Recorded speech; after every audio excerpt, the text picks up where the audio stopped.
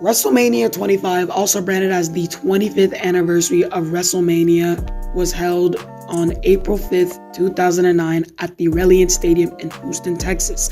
8 matches were held on the event's card, and matches such as Triple H versus Randy Orton for the WWE Championship, Edge versus Big Show versus John Cena for the World Heavyweight Championship, and many more were held on this very event. Let's go back and look at the 25th anniversary of WrestleMania.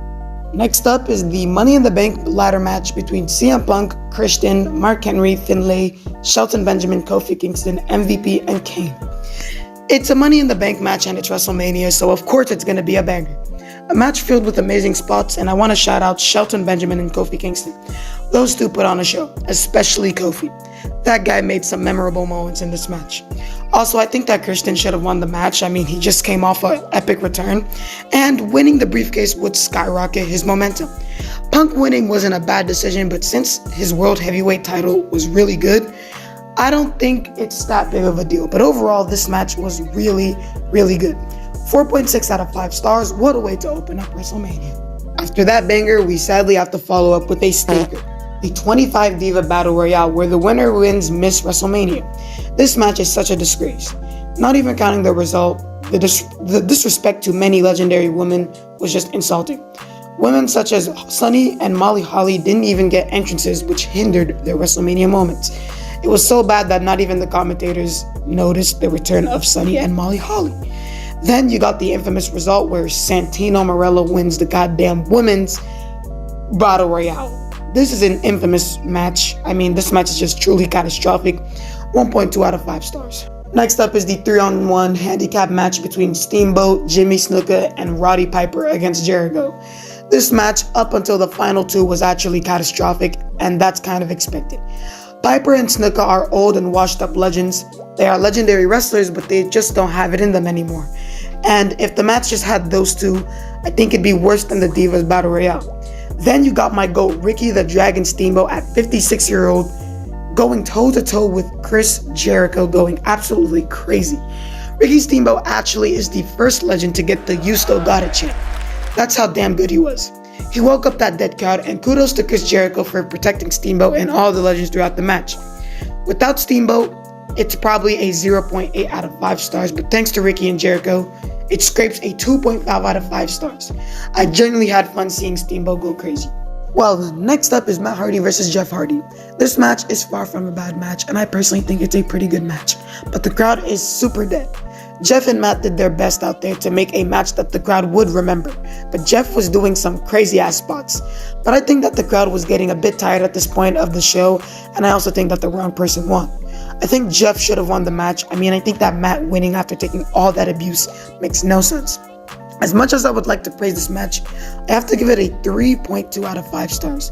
I think this is the first time 3.2 out of 5 stars is kind of bad.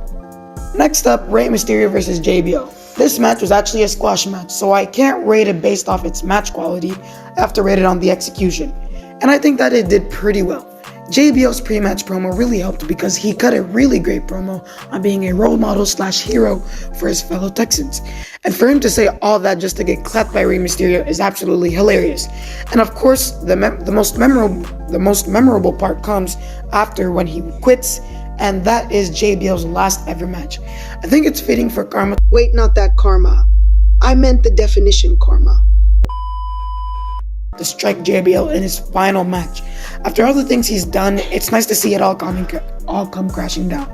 It gets a 3.5 out of 5 stars. I applaud the way the match was booked. Next up is arguably the greatest WrestleMania match of all time. Shawn Michaels versus The Undertaker.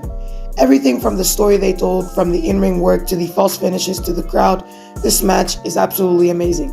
You could watch it 7 times and it'd still be great. What a match, and without a doubt, it's 5 stars. I have nothing more to say because this match has been talked about to death. You are crazy if you don't think so. Dave Meltzer. We have the co-main event for the World Heavyweight Championship. Edge will defend his World Heavyweight title against John Cena and The Big Show.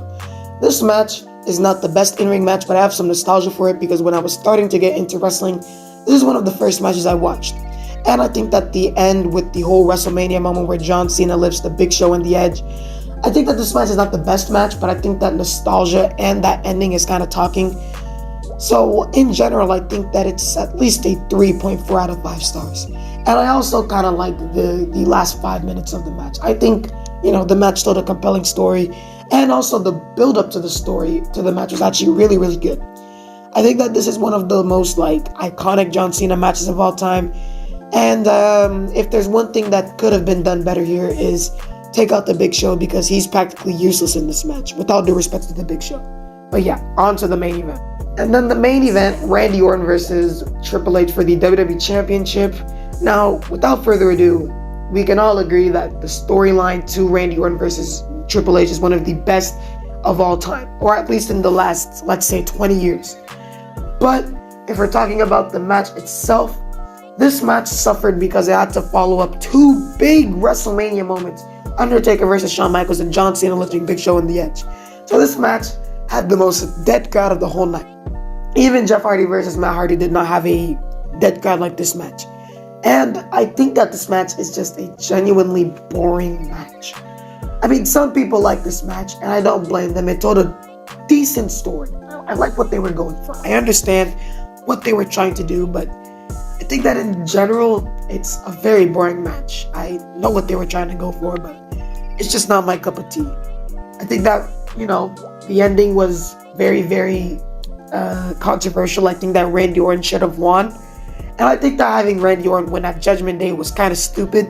He should have won at WrestleMania because, why not? Randy Orton was on fire in 2009. So putting the title on him would actually make more sense than having Triple H retain. But in general, as much as I don't want to give this match below a 3, it has to get a 2.7 out of 5 stars. It's genuinely boring. In general, I think it wasn't a amazing WrestleMania, but I think it was actually a pretty good WrestleMania and a really fun watch to look back on this 25th anniversary of WrestleMania. So in conclusion, the overall rating is 3.24 out of 5 stars. It is a good pay-per-view.